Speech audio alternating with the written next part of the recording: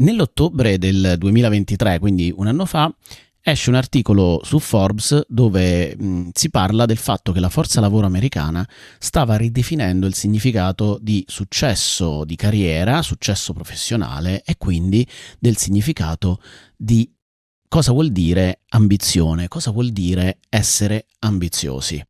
Lo andiamo a vedere in questo nuovo episodio del podcast Comfort Zone. Immagina un mondo dove la crescita personale non richiede salti nel vuoto, dove il vero progresso avviene all'interno della tua zona di comfort, dove vivere appieno non significa correre senza sosta sulla ruota del criceto delle aspettative altrui. Se anche tu sogni questa realtà, sei nel posto giusto. Ti do il benvenuto in Comfort Zone, il podcast del dottor Emilio Gerboni. Buon ascolto. Comfort zone. Comfort zone. Comfort zone. Benvenuto in questo nuovo episodio del podcast Comfort Zone. Io sono il dottor Emilio Gerboni e, come ti ho introdotto, parleremo dell'idea di ambizione e riprenderei proprio le prime righe dell'articolo di Forbes che ti ho citato, dove si dice che i lavoratori si stanno reindirizzando la loro ambizione verso le loro vite personali, invece che ciecamente scalare la scala dell'azienda, la scala aziendale, come molti hanno fatto nel passato. Quindi c'è una riorganizzazione del senso di cosa significa essere ambiziosi verso dove bisogna dirigere le proprie aspirazioni professionali. E infatti si cita la vita personale che inizia ad essere un aspetto che si integra con il proprio successo. Un primo aspetto è proprio quello che il successo è diventato qualcosa che si riferisce prevalentemente al lavoro. Quindi ho successo se ho successo nel lavoro e invece la mia vita personale può essere sacrificata e non importa se lì fa schifo la mia vita va bene, cioè è compensata dal fatto che io lavorativamente ottenga dei risultati e questi risultati sono misurati rispetto a dove riesco a raggiungere, al gradino che riesco a raggiungere in termini di posizione all'interno di un'azienda, quindi raggiungere le vette, quindi la scala aziendale viene salita un po' ciecamente, questo è il punto. Quindi se io mi fermo e inizio a ragionare, ma sta scala dove mi porterà, perché la sto scalando, a che pro? Ed è questo che è avvenuto, cioè è avvenuto una sorta di risveglio in cui le persone hanno detto: ma che stiamo facendo? Cioè, dove stiamo andando? Perché? Si sono iniziati a domandare questa cosa, evidentemente anche ascoltando quello che era la voce del loro malessere. Cioè, se io scalo una vetta per raggiungere determinati traguardi professionali, mi dovrei sentire meglio, non peggio. E invece probabilmente avveniva proprio questo, che si sentivano più spenti, demotivati, non c'era quella grinta, quella voglia di fare. Ma noi facciamo quindi il nostro classico passo indietro e ragioniamo un attimino quindi su cosa significa essere ambiziosi.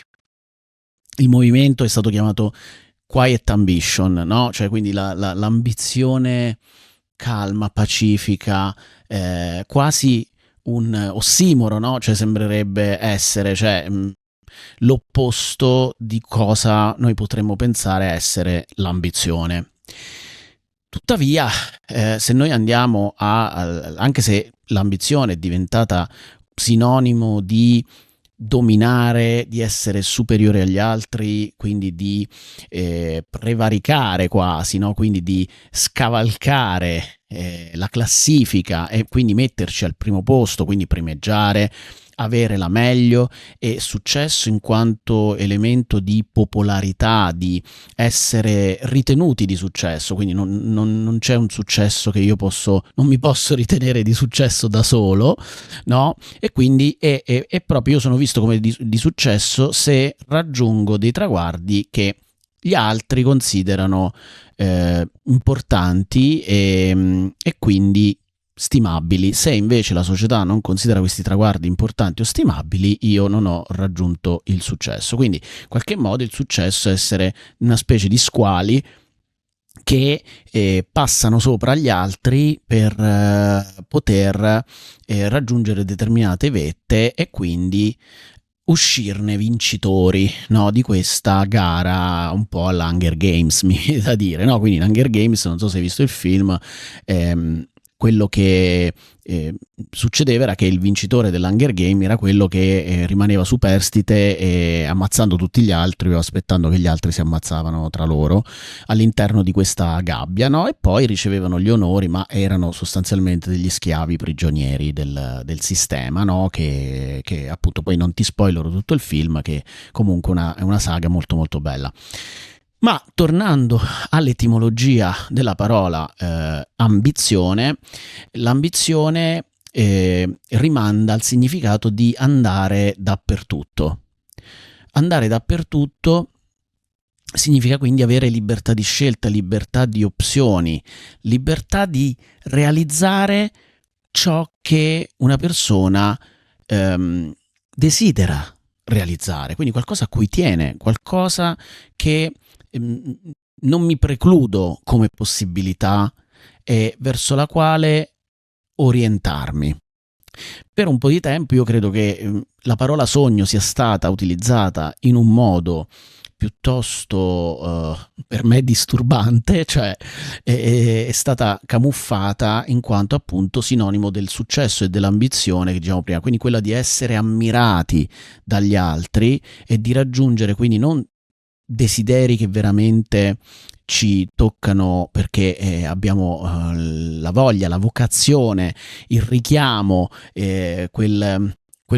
l'urgenza di dire, di fare, che ci porta a voler realizzare qualcosa che teniamo a cuore, ma piuttosto il sogno di essere ammirati dagli altri. In questo caso il sogno è usato come sogno di essere ammirati dagli altri.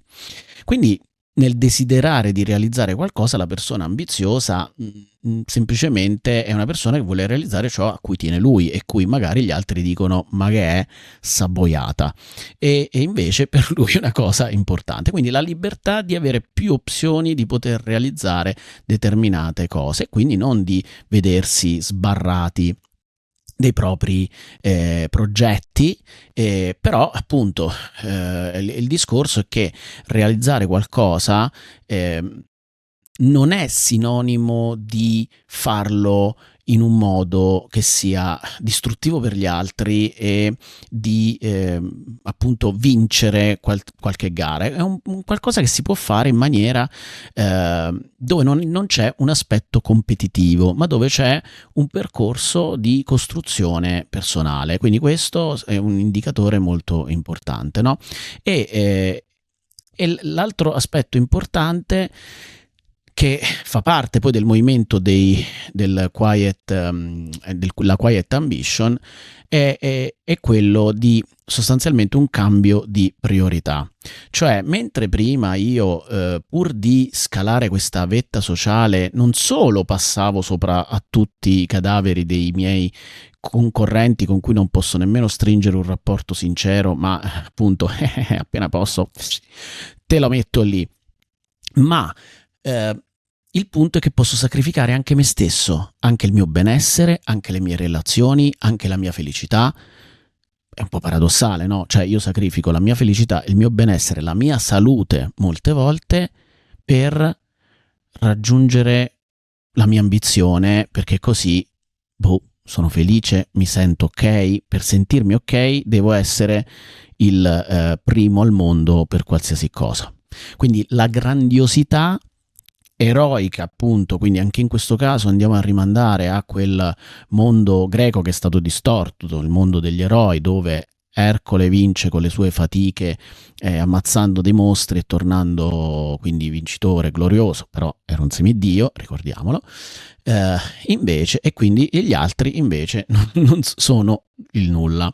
Quindi anche in questo caso, no, l'ambizione non riguarda più quindi una priorità di imporsi agli altri, ma inizia ad essere un'ambizione orientata su altri valori, su altre priorità, che sono quelli dello stare bene, quelli del creare ciò che veramente ha significato per me.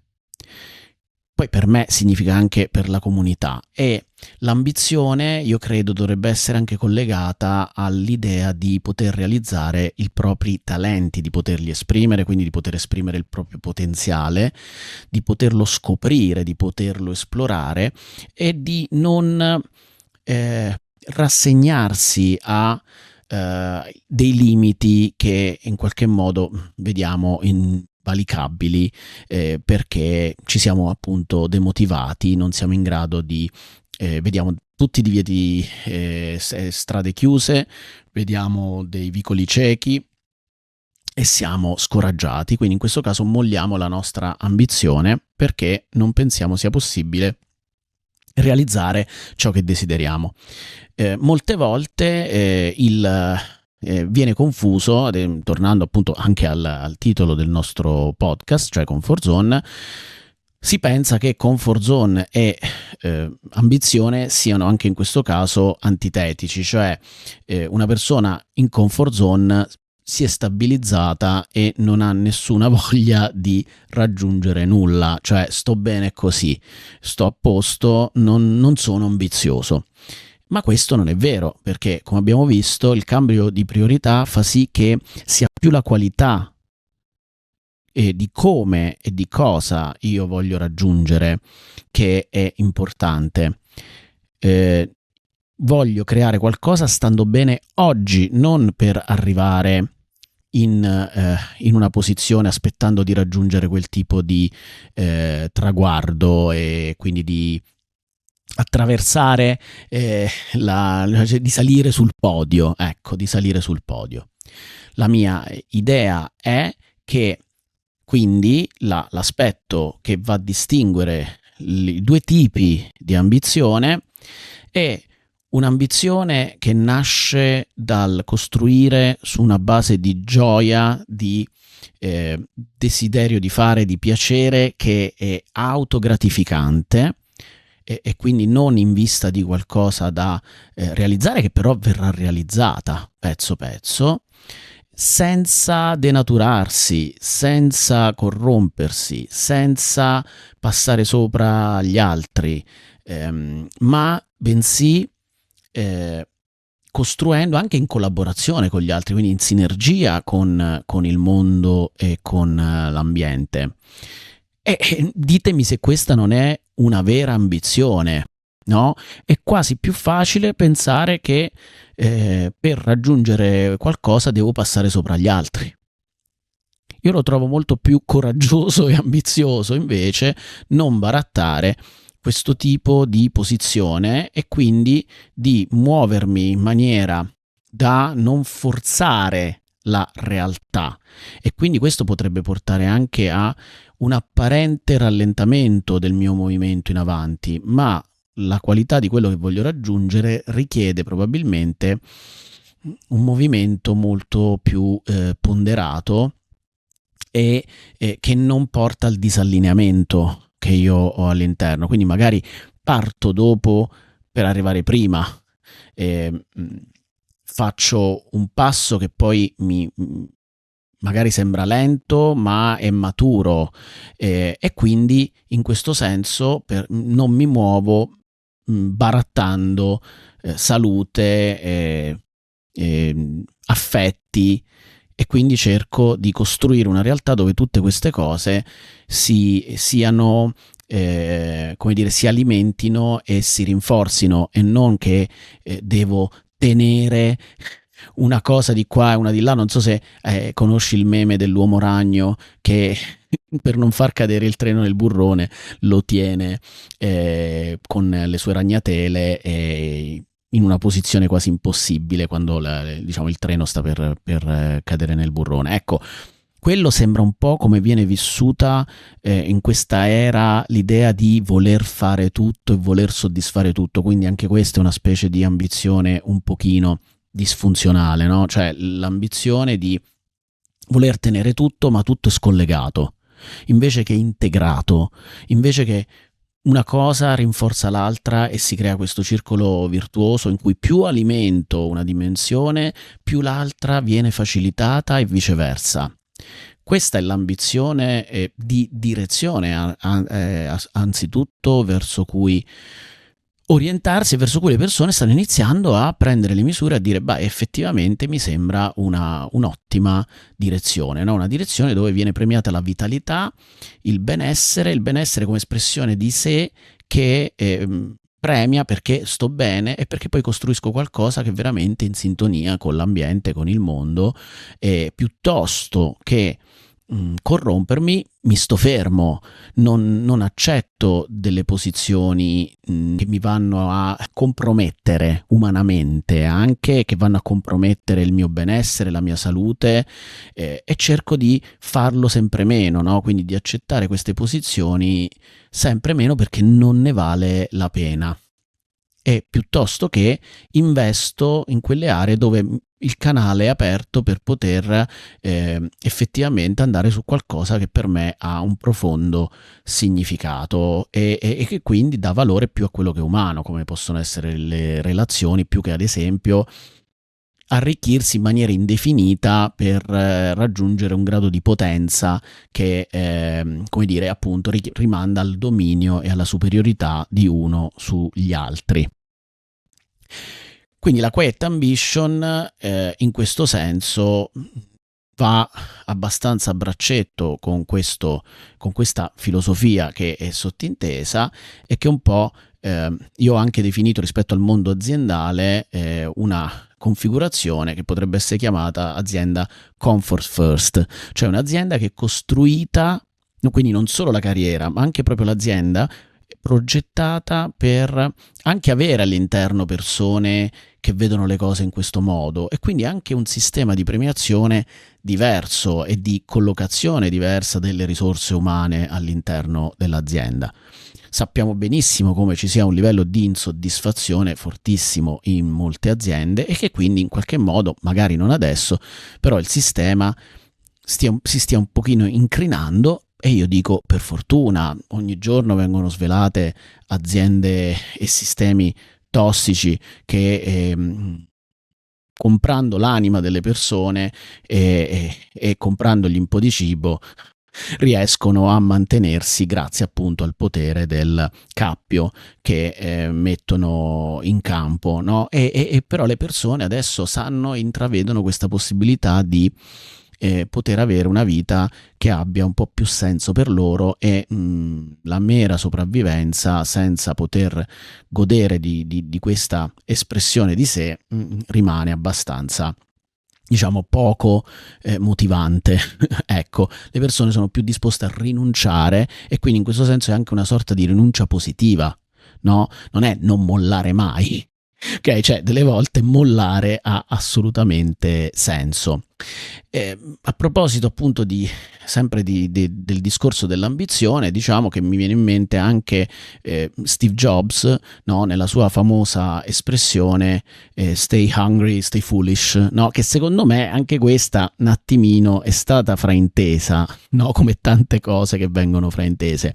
Cioè, io non penso che Steve Jobs, quando ha detto stay hungry, stay foolish, intendeva dire siate insoddisfatti e frustrati e siate degli stupidi rincoglioniti, non pensi? Ecco, cioè quindi l'idea che io devo essere, come dire, insoddisfatto perennemente invece che soddisfatto e costruire sulla base della soddisfazione, quindi potremmo dire non perdere il desiderio, però è chiaro che nell'ottica di un personaggio del genere, tutto sommato il fraintendimento non è così lontano dalla realtà, perché effettivamente poi stay foolish intendiamo essere creativi, fare cose folli, il folle nel senso buono del termine, quello che appunto ha delle possibilità e non si preclude delle possibilità e quindi è creativo sostanzialmente, no? Quindi fa delle cose fuori dagli schemi e non delle cose deficienti di autosuicidio e come dire autosabotaggio.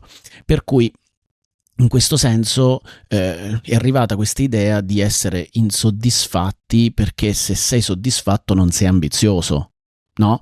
Invece l'ambizione di agire su una base di soddisfazione e su una base di gioia, su una base di propositività e di voglia di portare un proprio contributo sulla base delle proprie caratteristiche, dei propri talenti e sulla base dell'interazione positiva con gli altri, invece che sul vincere e sul dimostrare di essere meglio degli altri. Io penso un po', seguo chiaramente questa linea perché la strategia Quiet Mood altrimenti non si chiamerebbe Quiet Mood. Tra l'altro Quiet Mood nasce prima della Quiet Ambition e forse dovrei chiedere i diritti di proprietà del termine, anche se chiaramente i significati non sono proprio gli stessi, però indicano appunto questo movimento umano verso una direzione in cui le persone si fermano e si chiedono: cosa sto facendo? Perché è anche una rincorsa cieca, come abbiamo detto all'inizio, una rincorsa dove le persone non sanno bene dove stanno andando e delle volte c'è anche paura di fermarsi.